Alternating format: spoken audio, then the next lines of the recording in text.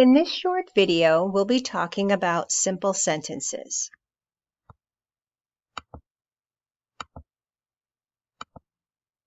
So what is a simple sentence? A simple sentence is composed of one independent clause. So that means it has subjects and a verb or verbs.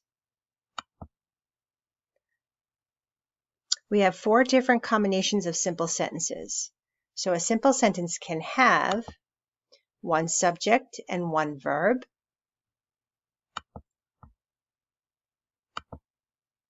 So the octopus floated gently in the sea. So we have one subject, the octopus, and the verb is floated. We also have 2 subjects and 1 verb. The dolphin and I swam together for 5 minutes. So we have 2 subjects and 1 verb. Okay, and we also have 1 subject and 2 verbs. The dog barked and jumped around. The dog is your subject, barked and jumped are 2 verbs.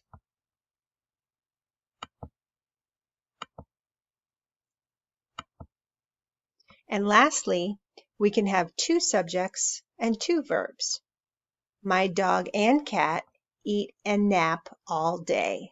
So dog and cat are your subjects, eat and nap are your 2 verbs.